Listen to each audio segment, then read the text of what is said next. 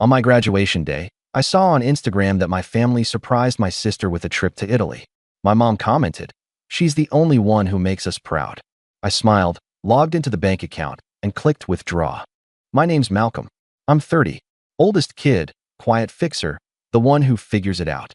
For the last 5 years, I sold things online and made more money than anyone in my family knew what to do with, 6 figures a month on good quarters. Then I did something that confused them even more. I went back to school. Management degree. Night classes. Case studies at 2 a.m. while monitoring ad spend. I was the guy who showed up. When mom's car sounded like a blender, I paid for a new alternator. When dad's back went out, I covered physical therapy. When my sister Tessa wanted a new laptop for design school, the box arrived the next day with a bow. People in my family call me practical. They mean, I don't argue. I just fix it. Graduation morning was bright and dry. I ironed the robe like it mattered, set my phone face down, and watched steam rise off the kettle in my kitchen. My apartment is minimalist. A desk, 2 monitors, a cheap plant I keep forgetting to water. The robe looked ridiculous draped over the chair, but I felt proud. Not of the robe. Of finishing. Of doing it the slow way. At 9:10 a.m., I thumbed my phone out of habit and opened Instagram. First story at the top. Tessa, boarding bridge. Big sunglasses, boarding passes fan like playing cards. Caption, surprise, Italy. The second story was mom's repost with a comment. She's the only one who makes us proud. It hit like someone wrapped the knuckles of my ribs. Sharp. Precise. I replayed the story twice because I wanted to believe I misread it. I checked the comments, the smiling emojis from cousins, the so deserved from my aunt. My thumb hovered over my keyboard. Don't type. Don't engage. Don't give them content. A new text popped up from mom in the family chat. Don't be dramatic today. Mal, focus on your ceremony. We can celebrate you some other time. Then a photo, suitcases stacked by their front door. Tessa hugging dad. The dog in the corner wearing a bandana that said CIO. I stared at the screen. I waited for the follow-up that never came. Not a congrats. Not a we're proud of you too. Just logistics and that sentence I couldn't scrub out of my head. She's the only one who makes us proud. My stomach did that slow roll it does when a plane drops half a meter in air. I put the phone face down again. The robe looked heavier now. I boiled more water just to have something to do. The kettle shrieked like an alarm I couldn't silence. My best friend, Jordan, buzzed the door. He came in with a paper bag and grinned. Breakfast hero. Eat. He clocked my face instantly. Who died? I handed him my phone. He read. His mouth flattened. Wow. He looked up. You okay? I'm fine, I said. The lie tasted like metal. They're busy. It's a big surprise trip. A surprise trip, scheduled on your graduation day. I shrugged. Tessa's always wanted to see Florence. You know the script. He didn't. Not really. But he knew me. We'll be loud for you, he said. You're not alone today. I nodded and tried to breathe. The cap sat on the table like a joke. My phone buzzed again. Aunt Donna. Proud of our little star. Italy is once in a lifetime. Your time will come, Mal. My time will come. I chewed dry toast because Jordan told me to. The robe scraped against my neck. In the mirror, I looked like a decent impersonation of a graduate. I took one photo for the program portal, tight smile, and sent it to my advisor. Then I opened the family group chat out of reflex. Blue bubbles stacked. Mom organizing airport rides. Dad asking whether euros are better than cards. Tessa sending a selfie, lips ducked, fingers in a peace sign. A message from mom under it all. She's earned this. Another message. Malcolm, please don't start anything today. I put the phone in my pocket. The pockets were shallow, like everything about the robe. The wall clock ticked. Jordan watched me like people watch a door that might slam. I'm good, I said. Let's go. But something shifted in me right then, not hot rage. Not even surprise. Just a quiet click, like a latch setting. I didn't make a decision. I didn't plan revenge. I just knew I was done standing where they put me and calling it love. On the way out, I forgot my tassel. Jordan ran back for it, laughing, and the sound bounced off the hall. I laughed too. It sounded normal. It sounded nothing like a man who had just read his mother's sentence and felt an old story come apart at the seam. If you'd asked my family to describe me last year, they'd say, Malcolm makes money online. They say it like I sell fake sunglasses out of a trunk.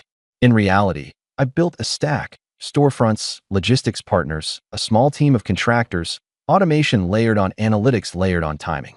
It wasn't glamorous. It was spreadsheets and testing and 1,000 tiny customer emails. But it worked.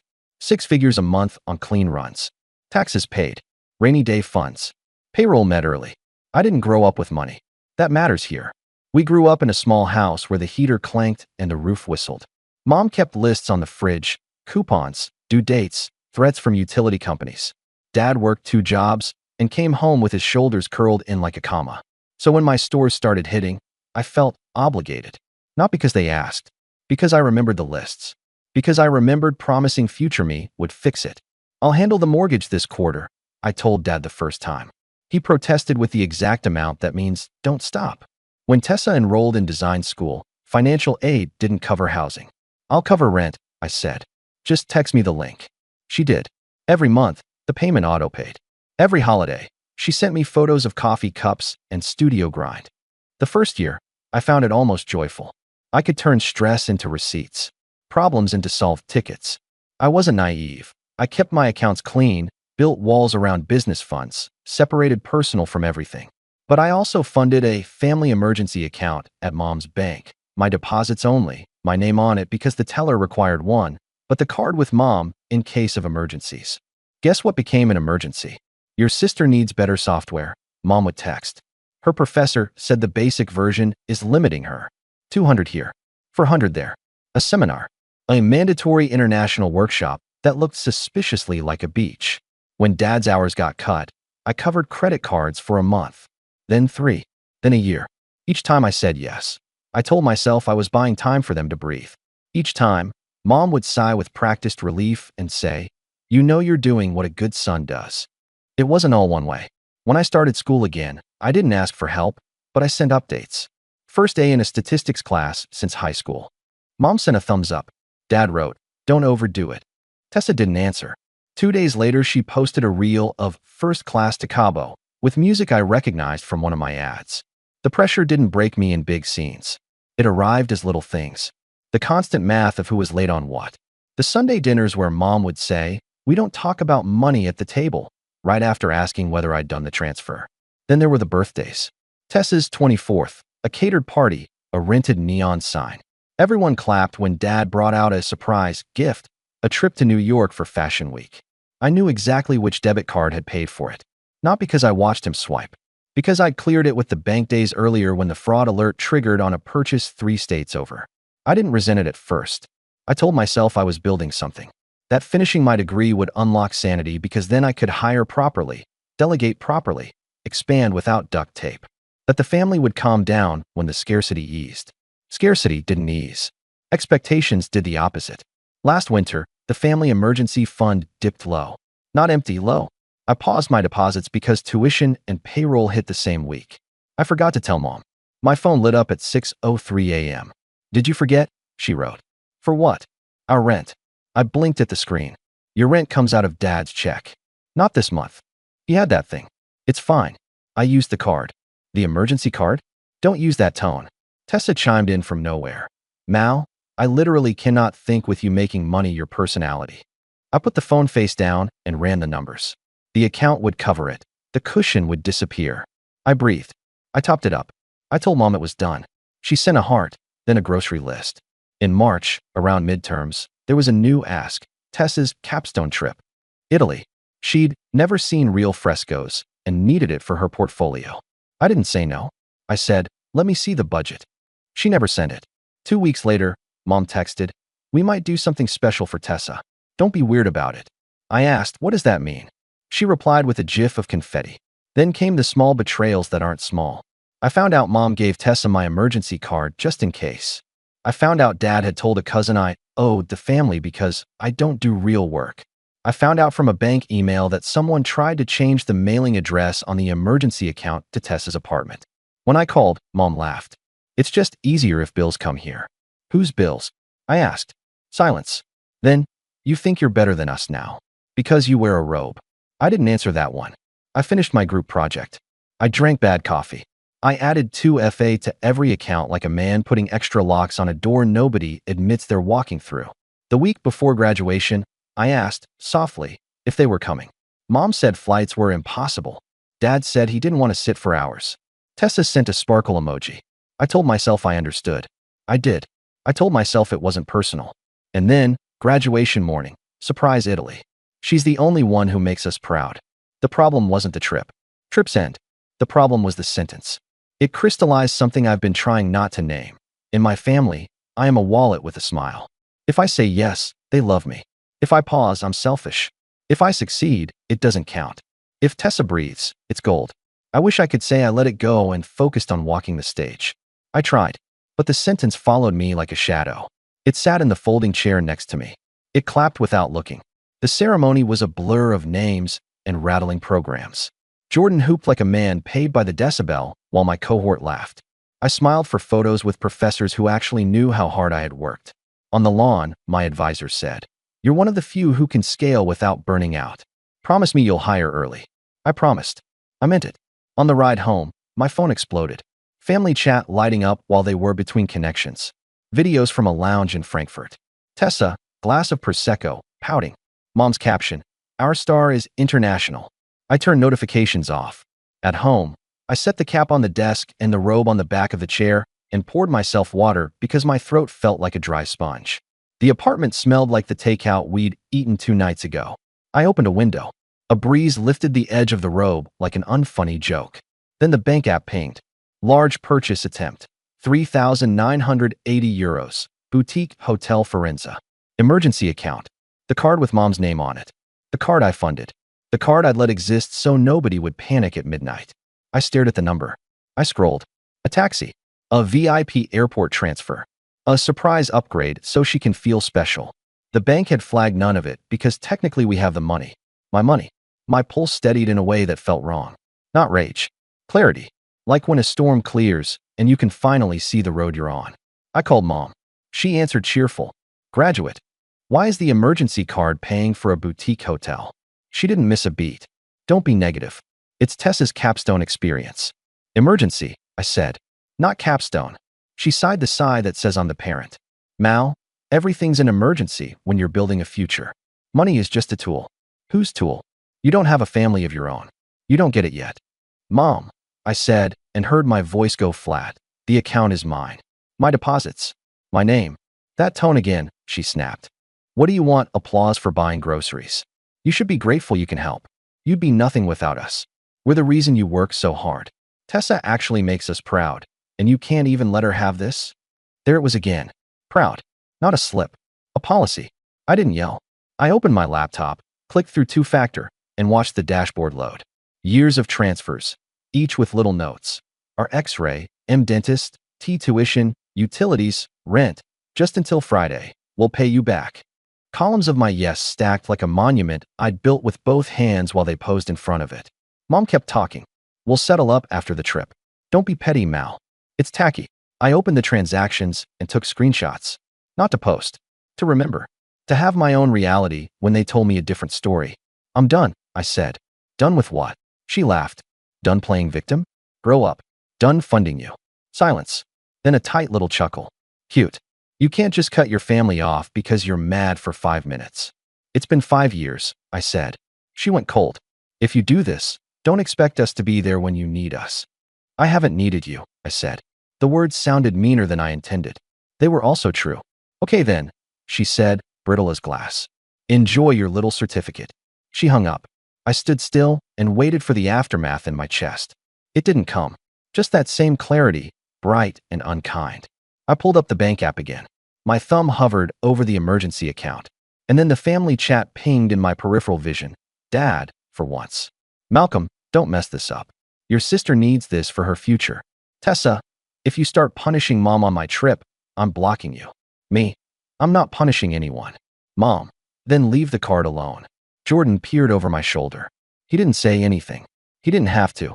I opened a new message thread with Mom, Dad, and Tessa and attached a single PDF, a 4-page statement of the account, with every deposit circled in red and labeled Malcolm in my need annotation tool. Under it, I wrote, "This is not a family fund. It's mine. Going forward, you pay your own bills. The card will be disabled at midnight. I suggest you plan accordingly." The read receipt stuttered, then lined up. "Mom, you're being unfair." She stopped. Deleted. Typed again. "Mom, don't humiliate us. People are watching." "Me? So stop making me responsible for your choices." I hit disable on the card. I swept the balance to my personal account. Not a dramatic flourish. A boundary with a button. The world didn't explode. The kettle didn't shriek. My apartment didn't tilt. I closed the laptop and let the quiet come back. Jordan poured more water like we were just two guys on a normal afternoon. Then the phone started. Dad called first. Straight to voicemail. Then again. Then Mom. Then Tessa. Then Aunt Donna. Call your mother now. Then Cousin Leah. We all sacrifice for family. You're not special. I put the phone on Do Not Disturb and stood by the window watching a kid wobble past on a scooter. At 12:07 a.m., a text from Mom slid through anyway because she's on my favorites list. Hotel is saying the card declined. Fix this right now. 10 minutes later, we're at the desk. People are looking. Then, if Tessa has to stay in a cheaper place because you're throwing a tantrum, that will be on you forever. I didn't answer. Jordan slept on the couch because he didn't want me to wake up alone with the noise. I slept for 4 hours like a man underwater. In the morning, my inbox was a museum of guilt. Aunties, uncles, even a neighbor I barely know. Your mother is exhausted. Be kind. I made coffee and opened my dashboards. Orders, returns, chats, practical things. I hired a part-time support rep with a congrats grad discount I made up on the spot. I posted one quiet photo. Me on the lawn in my robe, no caption.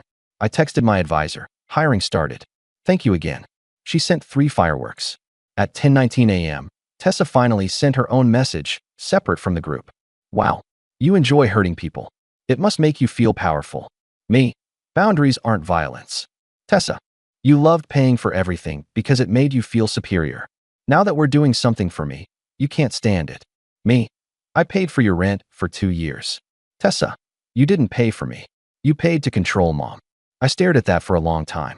Then I wrote, find your own card. And I muted the thread. At noon, I got a call from an unknown Florentine number. The hotel manager, polite but firm, asking whether the card would be reinstated. I told him no and offered to pay for a single night to give my family time to figure out their own arrangements if they provided a separate card for the rest. He thanked me. I sent exactly one night, emailed the receipt to Mom, and said, after this, it's yours. The group chat didn't like the word yours. The chat flooded with versions of selfish, cold, heartless. Someone said, Tessa is the only one who tried to make something beautiful out of life. I almost laughed. I closed the app instead. People imagine a grand relief after a break like this. It wasn't grand. It was practical. The background hum of dread shut off. The list on my fridge went from 12 items to 3. Payroll. Ads. Breathe. There were consequences. Of course there were. Mom stopped calling me by my name. In texts, I became he. As in, he did this to us. Dad sent one long message about ingratitude and blood and the family name. I typed 3 drafts back and deleted all of them. I settled on, I love you. I'm not your bank. He didn't answer. Extended family split cleanly along lines I didn't expect. Aunt Donna went nuclear. Aunt Marie sent a quiet, about time. My cousin Nate, unemployed for 9 months, made me a rant about capitalism and called me a landlord of the heart. I still don't know what that means. I didn't reply. Real life kept going. Orders shipped. The new support rep, Divya, took half my inbox in the first week and wrote cleaner macros than I ever did.